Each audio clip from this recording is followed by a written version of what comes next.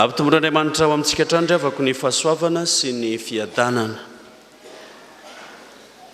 Mirabantsika mahatratra ny andro ny fandinihan-tena dia ny fiandohan'ny karema izany iomanantsika ao amin'ny Paska. Dia misaotra an'Andriamanitra lehibe aho arak'izany fa manana anjara amin'ny fiainan'ny fiangonana eto aminareo. Izara ny tenin'Andriamanitra, ilazalaza aminareo ny amin'ny asa fitonina ny filazantsara ary dia izay koa no antom-pahatongavana. Arak'izany rehefa natsoina sy nasaina aho hitondra ny hafatra ny tenin'Andriamanitra dia resy lahatra fa manakaiky ny atao hoe fiomanana ao amin'ny Paska sy ny asa fitonina ny filazantsara dia ny bokin'ny Hebreo toko fahefatra ny andininy 12 sy ny 17 izany hoe ny perikôpa novakina teo no hitondrana ny hafatra amintsika izay ezahako tahaka izao ry havana. Ampidiriko ao anatin'ilay tontolo ny soratra masina na tonga nyo andininy 12 sy 17 io ianareo. Rehefa izany dia isotomana lesona roa angamba. Eny antsefatsefany eny aho dia ilaza fampiarana ary any amin'ny farany aho dia anentana ny amin'ny asa fitorina ny filazantsara. Ny Hebreo toko fahefatra ny andininy 12 hatramin'ny 17 izany no hitondrana ny hafatra ho antsika. Mbola hivavaka sika ry havako. Andriamanitra ho araka ny vavaky ny mpanomponao teo, tsy ho an'ny teny novakiana sy ny anjaran'ny tanora sy ny ankizy ihany, fa tonga ankehitriny nitondrana ny hafatra ny teninao, dia aoka ianao Andriamanitra mihitsy no hiteny fa indreto izay fitaovana hanambara sy haino izany. Teneny ianao Tompo araka ny fombanao. Misaotra Tompo noho ny amin'i Jesosy Kristy ilay teny tonga nofo. Amen. Rehefa malala rehetra ao amin'ny Tompo, tsy tonga ho azy ny bokin'ny Hebreo toko fahefatra andininy 12 sy ny 13 fa raha mitovy ny baibolitsika dia tsy maintsy manomboka ary amin'ny toko 7 io dia mifarany eo amin'io andininy 17 io saingy mitohy amin'ny 17 sy 19 dia mitohy indray hatrany amin'ny toko 5 sy ny 9. Fa izay tena malaza nyo toko fahefatra andininy 12 sy ny 13 io dia ilay filazana ery amin'ny toko 7 manao hoe fampitahana ny amin'ny Mosesy sy Kristy. Dia satria tsika miaina amin'ny vanim-potoana ankehitriny dia Kristy makany amin'izay hitohizan'ny fiainantsika miaraka amin'Andriamanitra. Ambara eo amin'io fa izy Mosesy rehefa nandray ny iraka ka nitondra ny zanak'Israely niala tao Egipta ho any amin'ny tany Kanana dia nambara taminy fa noho ny fandikany izay hafatra tena nataon'Andriamanitra ho azy dia tsy ho tafita makany amin'ny tany Kanana izy velona fa atreo amin'izay tany hoe iry ny tany Kanana dia atreo ihany no anjarana. Fa tsy maintsy miampita makany amin'ny Josoa ny iraka ary dia Josoa no hitondra ny zanak'Israely makany amin'ny tany Kanana. Dia izay fampitahany izay no nanambarany manao hoe i Mosesy izay nandray ny iraka dia tokony hitondra ny zanak'Israely makany amin'ny tena fitsarana farany. Fa satria nisy izay filazany eo amin'ny andininy 7 amin'ny toko 7 dia nampitay indray aty amin'ny toko 4 ny andininy 5 dia ny amin'ny hoe anio raha hiain'ny feony ianareo aza manamafy ny fonareo. Izany hoe ny amafisam-pon'ny zanak'Israely nampijaly an'i Mosesy izay nitondrany azy teo amin'ny tany efitra ny zahatoetra azy dia nanambaran'Andriamanitra taminy fa tsy maintsy isy fitsarana izany. Dia io fitsarana io no heverin'Andriamanitra fa tokony nanambarana tamin'i Mosesy hoe isy fitsarana lehibe dia adika moa amin'ny teny mahazatra izy hoe isy sabata lehibe izay tokony hidirana. Fa tsy maintsy nampitseho n'Andriamanitra izay nahary izao tontolo izao izy ny amin'ny hoe rehefa vitany avokoa ny zavatra rehetra dia nitsahatra Andriamanitra ny fahavitan'ny asa fahariana no nahatonga an'Andriamanitra nanao ny andro fitsaharana ary io fitsaharana io dia nataon'Andriamanitra hiderana ny asa manao hoe tsara avokoa izany asa izany. dia izay fitsaran'izay no heverin'Andriamanitra fa nitondran'Andriamanitra ny zanak'Israely niala tao amin'ny tany nanan-devozana dia Egypte zany ary makany amin'ny tany Kanana hanana ny fitsarana tanteraka niala tamin'ny fanandevozana. Saingy tsy todin'ny Mosesy zany fa nambara kosa ny amin'izay epitany. Ahoana ny fampitanan'izany tamin'i Jesosy Kristy izay ny antony io andininy 12 sy ny 13 io. Zany hoe izay nambaran'Andriamanitra tamin'ny Mosesy tanterany teo amin'ny fitondrana zanak'Israely matany amin'ny tany Kanana dia nasio miharihary teo amin'ny Jesosy Kristy indray manao hoe tafita n'Andriamanitra teo amin'izay teny nampanantenany ny zanak'Israely dia nasio miharihary indray fa noho ny amin'ny fahotany noho ny amin'ny fisarahany amin'Andriamanitra tsy maintsy nirahany zanany haneo miharihary lay fitondrana ny olona makany amin'ilay fitsarana lehibe dia lay fiainana mandrakizay tsy maintsy naseho teo amin'ny Jesosy Kristy hoe ity ara zany zao ilay teny tonga nofo hanambara amin'ny fiainantsika fa io nofo izay iainantsika io dia azon'Andriamanitra vakivakiana tsara iainana tsara fa tsy mitsahatra raha tsy eo amin'ny fahafatesan'ny nofo eo amin'ny azo fijaliana zany hitondra antsika makany amin'ilay fitsarana farany dia ny fiainana mandrakizay. Azo teo amin'ny Jesosy Kristy zany ary nambara teo amin'ny Jesosy Kristy izy nanambara teo amin'ny azo fijaliana hoe vita. Ny hoe vita dia zao tongako teto amin'ny azo fijaliana ny nofo ary tiako hoentina ny amin'ny fiainana mandrakizay ny fandreseny zany nofo zany. Saingy amin'ny vanim-potoana iainantsika ankehitriny dia tsy maintsy misy izay fanambarana ny Mosesy Jesosy Kristy ary ny ahatongavantsika ho any amin'ny fitsarana mandrakizay zay dia zay no hevitry ity. Toko fa 4:12 hatramin'ny 17 ity dia izao ry havako. Ny atao hoe tenin'Andriamanitra dia manadio ny olona ho any amin'ny fitsarana farany. Ny tenin'Andriamanitra manadio ny olona ho any amin'ny fitsarana. Ahoana nga zany fanadiovan'Andriamanitra ny olona zany? Voalohany aloha dia zao. Rehefa tonga teto amin'izao tontolo izao Jesosy Kristy dia naseho any miharihary manao hoe ny nofo rehetra dia tsy maintsy maty eo amin'ny azo fijaliana avokoa. Saingy zao tsy izy nanota no mijanona eo amin'ny azo fijaliana fa ilay Jesosy Kristy ny soloheloka azy no tonga eo amin'ny azo fijaliana hamarana izay tantara ny nofo zay. Fa izay mandia na tafita ao anatin'ny fahafatesana dia ilay mandray an'izany teny tonga nofo zany dia mihoatra lavitra ny fahafatesana dia ilay atao hoe tenan'i Jesosy Kristy nitsangana tamin'ny maty.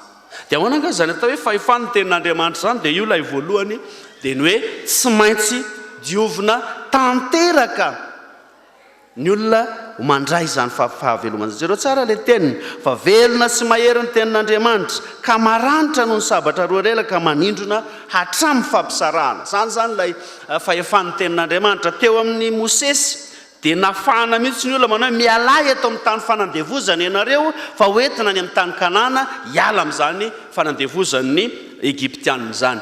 Dia nambaran'i Jesosy Kristy indray io fiadanana no avelako anareo ary ny fiadanako no omeko anareo. Tonga eto amin'izao tontolo izao tsy hitsara n'izao tontolo izao fa hitondra anareo mihoatra lavitra amin'izay iainanareo ankehitriny. Dia ny tenin'Andriamanitra mihitsy zany no anankiray izay rehefa raisin'ny olona rehefa ambara amin'ny olona dia manambara aminy hoe tsy mendrika ho amin'ilay nofo handova ny fiainana mandrakizay dia tsy maintsy mifantsika amin'ny azo fijaliana dia nambara teo ny amin'ny hoe lay tenin'Andriamanitra dia toy ny sabatra roa lela zany hoe mandidy anankiroa afaka manapaka afaka mandrantsana an'izay rehetra tsy mendrika eo amin'izany fiainana mandrakizay zany. Dia izao zany raha avako no mety ho fampiarana zany azadiny fa ny fiainantsika tsy eto ny farany, ny lalantsika tsy ity ny farany fa ny lalantsika araka ny fanomanan'Andriamanitra antsika dia zao rehefa manaiky ho azy ho tompo sy mpamonjy sika dia ilay nambarany eo amin'ny Jaona toko 4:12 hoe any an-trano raiky nisy fitoerana maro any ny fiafaran'ny diatsika. Dia inona zany ny iainantsika eto sisa? Fiomanana ho amin'izany fiainana mandrakizay dia ilay fitsarana farany no antom-pisininy atao hoe tenin'Andriamanitra sy ny fiangonana. Eto zany tsika ry havako ny manamarina ny diatsika manao hoe zavy mendrika an'izany fiainana mandrakizay zany fa vao manaiky an'Andriamanitra ho tompo sy mpamonjy isika dia eken'Andriamanitra ny mahazanany antsika fa ilay ahafahantsika tonga eo amin'ilay fitsarana farany dia tsy maintsy manaiky an'ilay tenin'Andriamanitra isan'andro san'andro manova ny famindra sy ny fandehantsika mampiditra antsika eo amin'ny fiainana mandrakizay ny asan'ny tenin'Andriamanitra. Dia inona nga zany ry havako? Misy olona mieritreritra fa manao hoe rehefa tonga zanak'Andriamanitra izy dia vita kabary. Tsy ry havako. Rehefa tonga zanak'Andriamanitra dia manamboatra ny fiainana no mendrika ny mahazanak'Andriamanitra azy andova ilay fiainana mandrakizay. Dia tsy maintsy manaiky manao hoe eo amin'ny hazo fijaliana ihany no fahefan'ny nofo. Eo ihany ny nofo no mahazo miteny hoe eto aho. Fa eo amin'Andriamanitra teo amin'ny Jesosy Kristy dia nafarany mihitsy manao hoe eo amin'izay fahefan'ny hazo fijaliana dia misy ny ao ambadiky ny hazo fijaliana dia ilay fiainana mandrakizay, ilay fandresena ny fahafatesana. Dia izay ilay iomanantsika eo amin'izao karema izao ry havako. Izao karema izao zany ho an'ny havantsika katolika mazava tsara mihitsy miosotra lavenina. Fa ho antsika protestanta dia etsika ny mandiny tena manao hoe mendrika ilay fitsanganan'ny tena maty ave, manamboatra fiainana ifanaraka amin'ny fitsanganan'ny tena maty ave, mendrika ave ty nofoko ty ifantsika marina eo amin'ny hazo fijaliana. So Jesosy Kristy ihany no afantsiko teo, fa efa ny soloany zany nofontsika ifantsika eo amin'ny hazo fijaliana zany, ary eo tsika no mandrantsana ny amin'izay tsy metytsika rehetra. Dia mankalaza ny pasika amin'izay tsika ao arinan'ny 70 andro iomanantsika ho amin'izao atao hoe karema izao. Ry hava-malala rehetra ao amin'ny tompo, sarotra angambo zany. Fa ny mahatsotra azy dia zao, ny fandrenesantsika ny tenin'Andriamanitra no mahatonga antsika miova eo amin'ny fiainantsika manao hoe mifanaraka amin'ny fomba an'Andriamanitra ve ny toetrako. Ny loza dia zao, miara-monina amin'izao tontolo izao tsika, miara-mandeha aminy, miara-miaina aminy, miara-miasa aminy. Ary nareo dia tsy fantatsika ntsony natao hoe inona ary natao hoe mivavaka, inona ny tombony natao hoe miaraka amin'Andriamanitra. Fa ny fahafantarantsika ny tenin'Andriamanitra sy ny fiainoantsika ny tenin'Andriamanitra no hamantarantsika hoe tsy mety zany ataoko izany, mety zany ataoko izany, mifanaraka amin'ny sitrapon'Andriamanitra zany. Raha ny marina dia zao, tokony andeha hitokamonitsika manao hoe rehefa nanaiky an'Andriamanitra ho tompo sy mpamonjy dia mitokamonina satria mba tsy ho azo ny faharatsiany izao tontolo izao. Tsy mety anefa fa tsy maintsy miara-maina amintsika, ka ny fahafantarana ny ratsin'izao tontolo izao ny ahafantarana hoe mendrika ny ataoko sy ny momba rehetra. Nefa tsika tafaraka ihany amin'izao tontolo izao. Fa ny faharoa mantsy dia zao, ny tenin'Andriamanitra tsy hoe manadio tanteraka fotsy mampisaraka antsika amin'ny nofo ka tonga antsika andova ny fiainana mandrakizay, fa mampianjaanja ny aratsitsika eo amin'ny etapany 17 izy miteny an'izany. Ary tsy misy zavatra na inona izay tsy miseho eo anatrehany, fa ny zavatra rehetra dia mianjaanja ariariary eo imason'izay iafaran'ny izay ataontsika. Ry hava-malala rehetra ao amin'ny tompo, tsy mandrantsana fotsiny ny aratsitsika sy ny tsy fahamendrehantsika ny atao hoe mandray ny tenin'Andriamanitra, fa mampianjanja antsika mihitsy manao hoe izaho zay nanaiky ho an'Andriamanitra ho tompo sy mpamonjy aho, mendrika avea ny amin'izany andova sy aina amin'ilay fitsarana faran'izany. Dia io ilay iainantsika sady ry havako ety amin'izao fiainan'izao. Sarotsarotra kely ny tenenako azy eto, maninona moa tsy ny akanjo fitondrantsika miasa andavanandro, maninona moa tsy meritrehantsika manao hoe ohatra ny atao andavanandro ihany no mamonjy ny fiangonana, fa izany mihitsy ilay fanamarinana hoe mahafantatritsika. Tsy hoe satria miakanjo tsara ny hafa ho any am-piangonana dia manao tsika, fa matsiaro tsika manao hoe ny fahafantarako fa mianjaanja eo amason'Andriamanitra no andrakofako ny tenako hanomezam-boninahitra azy.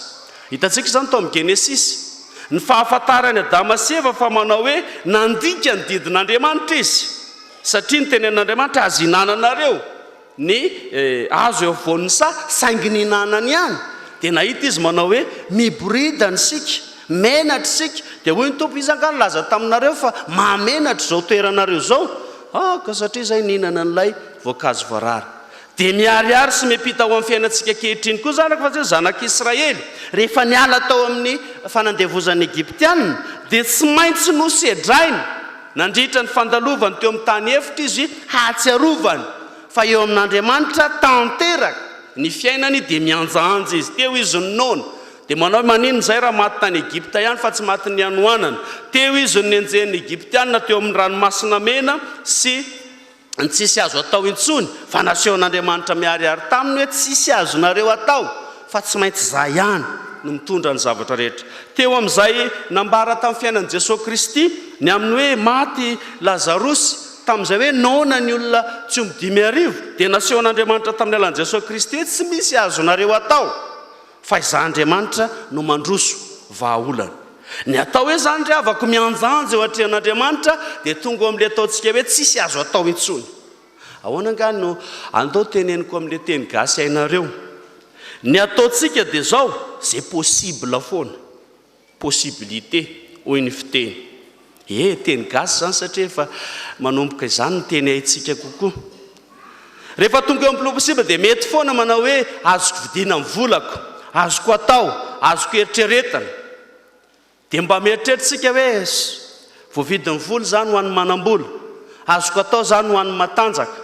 Tsisy azo atao tsony ozy ny sasany. Fa eo amin'ny zay rehetra vitan'ny olombelo dia indry ataony hoe possible zany, mety zany, azoko atao zany.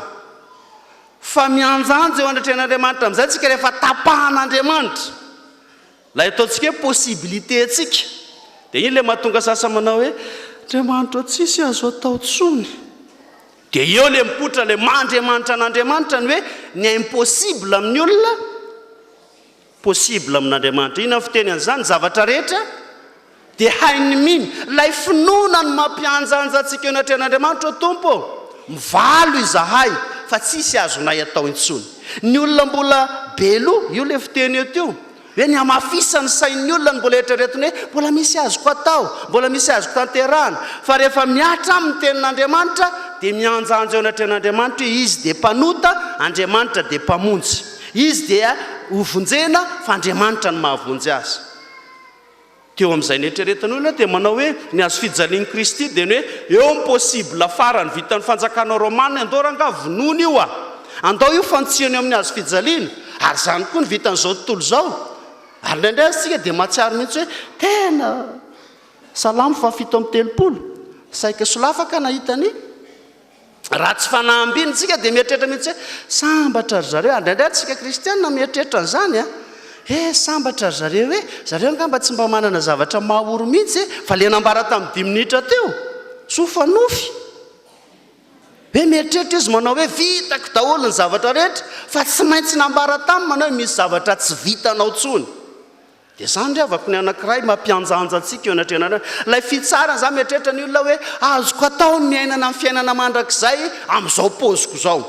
Dia hoy ny Tompo zay rehetra mandray azy no nomeny hery ka tonga zanany. Raha vao tsy mandray an'i Jesosy Kristy Tompo sy mpamonjy zany ianao dia tsy tafita. Ndao miteny ainareo tsara, tsy tafy.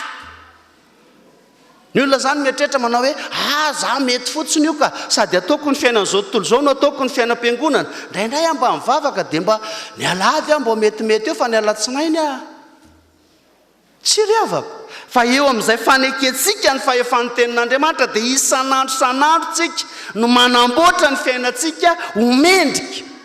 Ny atao hoe eo amin'Andriamanitra ny fiainantsika dia zao ny tenin'ny Paoly apôstôly manao hoe fa miara-miasa ny zavatra rehetra hasoa izay tian'Andriamanitra. Tsy marina zany, tsy tanteraka zany raha tsy manayntsika manao hoe velona sy mahery ny tenin'Andriamanitra ka mampianjanja mahatonga manao hoe saotra Tompo fa ny zavatra rehetra dia ataonao miara-miasa hanjary possible eo aminao. Dia zany ingeny anankiray eo amin'ny fiainana kristianina ry avako. Tsy hoe isika ny manao fananiana manao hoe vitantsika avokoa ny zavatra rehetra sady mahay miaina eto amin'izao fiainana manahirana izao tsika nefa miomana sady ho amin'ny fiainana mandrakizay. Dia gaga ny olona manao hoe ary reo nga mba tsy mety sahirana mihitsy. Tsy hoe tsy sahirana izahay fa Andriamanitra mihitsy nefa nyteny hoe indro zany momba anareo mandrakariva mba raha-pahatonga ny vahatamperan'izao tontolo. Andriamanitra mihitsy ny miara-dalana amintsika ary mbola resy lahatra amin'izany kristianina talohantsika dia Paoly apôstôly manao hoe fahasoavan'Andriamanitra ny niara-ny asa tamiko.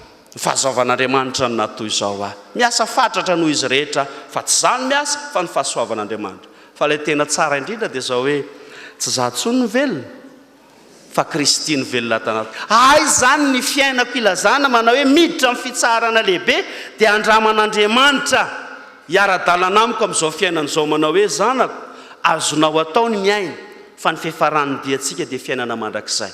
Zanako ny hevitra zany dia zao aza malahelo ny fonareo minoa an'Andriamanitra ary minoa akeo fa ho an-trano raiko misy fitoerana tsika zany ka efa manana trano hovan-tanina, efa manana tanàna hovan-tanina fa ny any andrasan'ny Tompo amintsika dia manaiky ny tantanany atsika ho eo amin'izany fiainana izany. Tsy maintsy mbola miaina eto nefa tsika dia manaiky tsika manao hoe raha vao tsy misy ny tenin'Andriamanitra dia tsy afaka tsika mandrantsana ny ara-tsitsika homendrika ny fiainana mandrakizay. Raha vao tsy misy ny tenin'Andriamanitra, tsy afaka sika manao hoe miariary sy mianjanjo eo anatren'Andriamanitra ka efa tsisy azoko atao mihitsy. Mody manao fotsiny fa eo amin'Andriamanitra dia tanteraka ny zavatra rehetra. Sao ry havana ny mety ho fampiarana farany amin'izany ary hitondranantsika amin'ny asa fitoniana ny filazantsara. Tsy hoe tsy nitory filazantsara sika hatramin'izay, fa manentana antsika ny amin'ny ahoana ny andrenesan'ny olona rehetra izany tenin'Andriamanitra manitsy ny diany makany amin'ny fiainana mandrakizay izany, dia izay ny asa fitoniana ny filazantsara. Manondro ny olona ny amin'ny hoe tsy eto ny fahefan'ny diantsika fa any amin'ny fiainana mandrakizay. Manondro ny olona manao eo amin'ny azo fijaliana ny fahefan'ny atao hoe nofo sy ny fahafatesana, fa ao ambadiky ny azo fijaliana dia misy ny fitsanganan'ny tena maty, izay ilay fiainana kristianina, izay ilay ankalazantsika ny Paska. Ka mandritra ny karema izany tsika dia mandiny tena manao hoe tompo, ho ampijaliako fatratra ty nofoko ty, hifadiako ny nofo ny zavatry ny nofo rehetra mba hahafahako mandray any eritreritra manao hoe mendrika ny fiainana mandrakizay, mendrika ilay fandresena avea. Ina moa ny ankalazaina rehefa Paska? Ny hira fa 270 ahoana zany hira zany? Ry fahafatesanao, aiza moa ny herinao? Dia azo iraina ny hiran'ny olona eny kianja ry avako fony mbola nanahirana ny fiainana.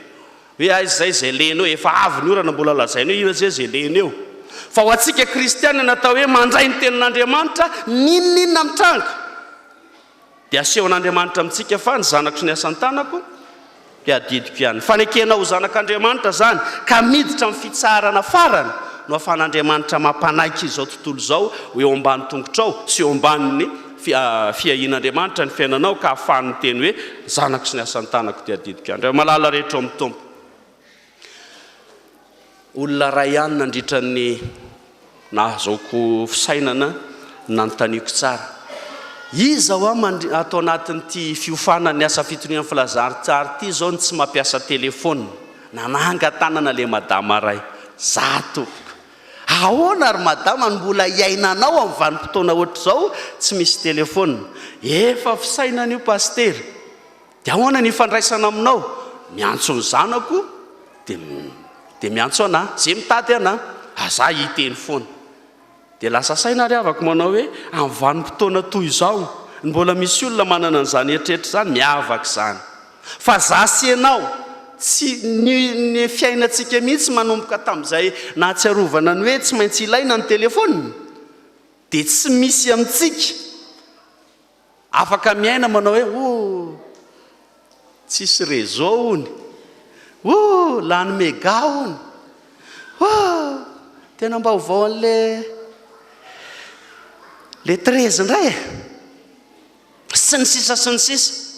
Dia mihoatra lavitra n'izany tenin'Andriamanitra iainantsika ny teniny, ataovy masaka ao andohanao manao hoe tsy afaka miaina eto amin'izao tontolo izao ary tsy afaka mandova ny fiainana mandrakizay raha tsy manana ny tenin'Andriamanitra. Dia misaotra ny sekolalady tsika, misaotra ny FFP tsika, namokatra ny perikopa, namokatra ny mofinaina mba hahafahantsika mivatsy ny fiainantsika isan'andro isan'andro. Ary za ry avako teo anivon'ny FFP dia nahatsiaro mihitsy manao hoe tena resy lahatra fa itsika protestanta dia omeny ny tenin'Andriamanitra fitaovana isan'andro isan'andro iainana ny fiainantsika. Jereo fotsiny ny mofinaina omala ny farany akaiky indrindra amin'ny Efesianina 4:9.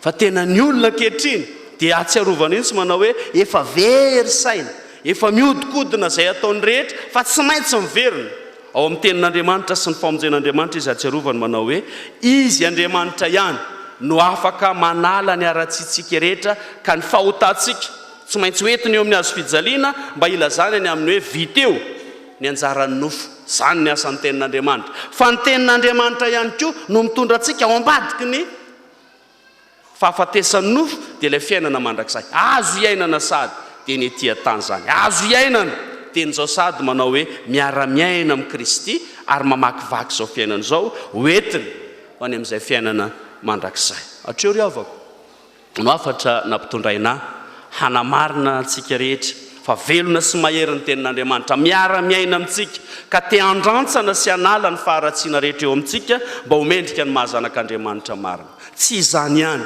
fa te hanamarina eo amin'ny fiainanao fa azonao atao ny zavatra rehetra ka ilazanao hoe possible sy possibilité ako, fa eo amin'Andriamanitra ilay impossible aminao mihitsy ny tian'Andriamanitra ho vakivakiana sy ambara manao hoe atreto ihany ny fahefan'ny maha olombelona fa ambadiky ny fahefan'ny olombelona dia fahefan'Andriamanitra. Dia nambarana zany teo amin'ny Jesosy Kristy hoe atreto amin'ny hazo fijaliana ihany no azo an'izao tontolo izao anapara-pahefana, fa ambadiky ny hazo fijaliana amin'ny fitsanganany tena maty dia fahefan'Andriamanitra irery.